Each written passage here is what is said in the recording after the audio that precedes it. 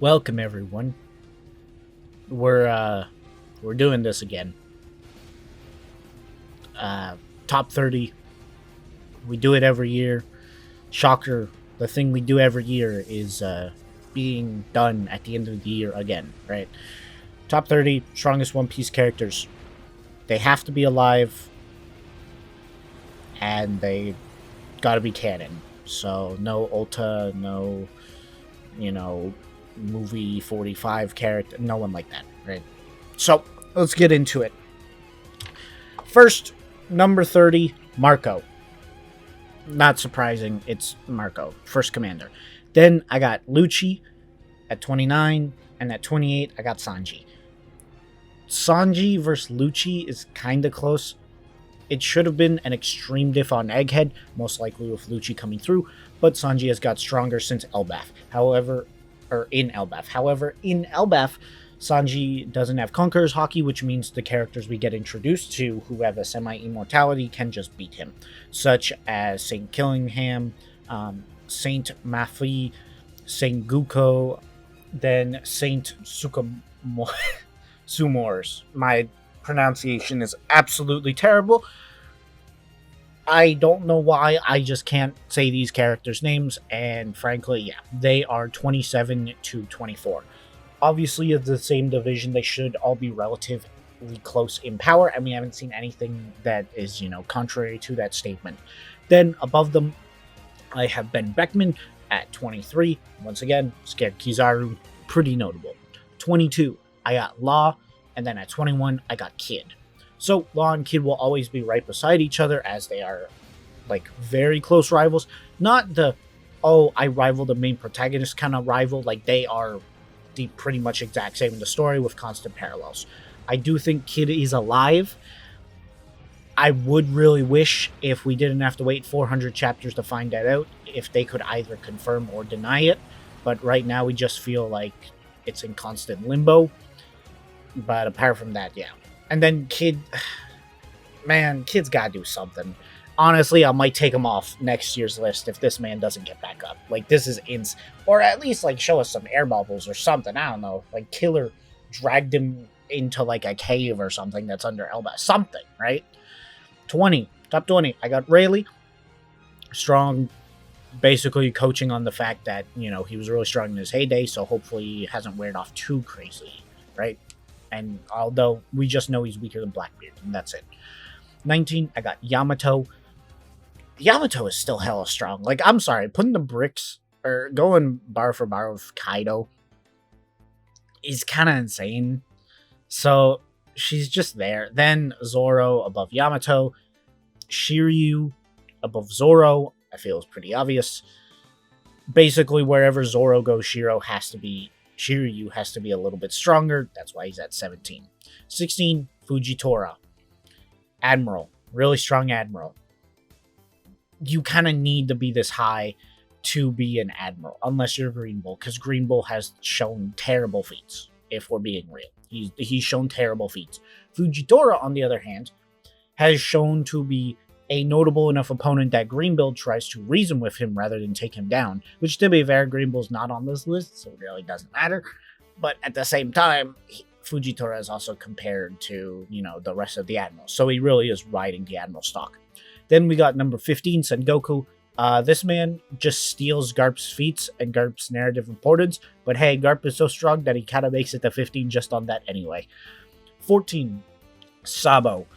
Straight up, Sabo is right behind Dragon, and Sabo also outscales the commanders, and the commanders did a little bit to Fujitora and Green Bull, and while they would definitely lose, considering Sabo is once again a decent chunk stronger than them, he should be that strong. On top of that, he's implied to have a very, very high narrative and just overall power importance in the story. So that's why he's at 14. 13, I got the 5 elders. I didn't think they're all the same, let's be real. Now, technically it is the 4 elders right now, plus Garling, but we'll get into Garling later. So, after that, I got Loki. Loki should be able to beat the Elders pretty handily, considering he has Conqueror's Haki on the same level as Luffy, but he's not the exact same strength. Evident by the fact that I have Kizaru above Loki. Evident by the fact that Kizaru put in a lot of work and went high diff with Gear 5 Luffy in, well, Egghead, so in Elbaf he should still be relatively strong, and going high diff with Luffy in Egghead should mean he's at least somewhat relative to current Luffy. Now, Luffy does have notable power-ups, which is why he's a little bit higher, but Kizaru is still running up those kind of numbers, right? Alright, top 10. 10, Aokiji. Aokiji is really strong. He's the most dangerous person on Blackbeard's crew, aside from Blackbeard himself.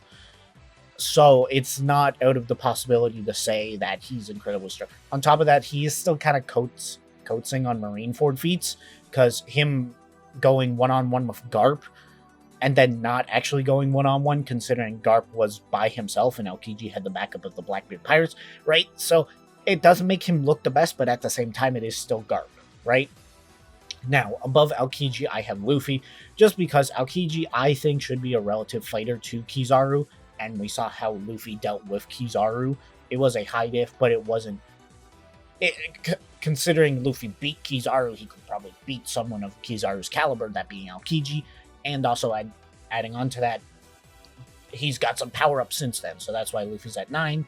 8 is Blackbeard. Blackbeard always goes above Luffy until Luffy finally beats Blackbeard. We know Blackbeard is ahead of Luffy every single time we see him, whether it be a stronger crew, whether it be more notoriety, whether it be him becoming an emperor first. Blackbeard is always one step above Luffy, and he will be until Luffy finally takes him down or teams up with him to fight Emu. That might happen too. 7. Alright. 7, I have Garp. Listen, we found out Garp's alive. Garp is incredibly strong. So, Garp is this high up. It's that simple. You know, we don't need to do crazy high math. But above Garp, we have number 6, which is Akainu. Akainu is stated to be the strongest marine. That would include Garp. And on top of that, Akainu is set up as one of the final bosses. Now, whether that be for Luffy, whether that be for Dragon, hell, whether that be for Sabo, at the end of the day, he's going to be a final boss of the world government. So it only makes sense to have him be that strong. On top of that, Oda probably is going to make him one of the strongest in the verse anyway. Alright, next, top 5. At number 5, I have Shamrock. Look, Shamrock is most likely just a weaker version of Shanks. I should not need to explain why being slightly weaker than Shanks puts you at number 5. Shanks is incredibly strong. It's just Shamrock doesn't really have any feats. Then we have Shamrock's dad, Garling. Garling should be stronger than Shamrock, as he does have a higher position in the world government. Plus, he's very narratively important, and also on top of that, he has fought Rocks before. It's not exactly a crazy fight, but he does exist. You know, he didn't like get erased. He didn't get hollow purpled from it. But yeah, so that's why he's at number 4. And number 3, we have Shanks. The reason I put Shanks above Garling and Shamrock is because A, Shanks has, well, simply put, just more narrative pull, and he does actually have some decent feats. Garling and Shamrock do not have as good feats that Shanks does, considering Shanks was able to one-shot Kid. And Kid is still decently strong, considering even Big Mom couldn't do enough damage to him that Shanks did in one hit, right? So that's why he's at number 3. Until he gets, one-shot by Blackbeard. But hey, don't count your chickens too yet. Then, above Shanks, I got Mihawk. Mihawk is always going to be over Shanks until we see Shanks beat Mihawk. I don't care, okay? Mihawk is a swordsman. Shanks is a swordsman. That's just how life works. I'm kidding. Look, I'm going to be real, though. Shanks is a swordsman. Mihawk is the best swordsman. On top of that, it's not one of those titles where secretly there's another, everyone knows how strong Shanks is. and yet Mihawk is still called greater than Shanks. They constantly bring up how Mihawk is better a swordsman than Shanks, and Mihawk lost interest in fighting Shanks once Shanks lost his arm. You understand that all, right? Mihawk gave up on fighting Shanks because he did not see Shanks as worthy or interesting anymore. That says something about how Mihawk is above Shanks. But whatever. Then at number 1, to surprise absolutely no one, I have Emu. Like, let's be real, Emu is just the Kaguya of the One Piece verse. Like, they just are. They're just this is basically what it's like if I did a top 30 for Naruto when Naruto was releasing back in the day, and I just put Kaguya at, number 1 every year until Naruto and Sasuke finally beat her, right? Like, that's basically what this is. Emu is the final villain. We all know that. Emu is going to be the villain of villains. And guess what? In order to do that, you need to be stronger than everyone else. If you want to rule the world, you have to be stronger than everyone else in the world. This is an anime where power is the number 1 priority, okay? There is definitely a hefty layer of politics in One Piece. But at the end of the day, it's still a battle shonen. So you need to be the strongest in order to rule them all. Otherwise, what's stopping someone from breaking in and beating you up, right? So, now that we've said that, that is the top 30. I know I was a little bit faster this year, and a little bit goofier, I think, too.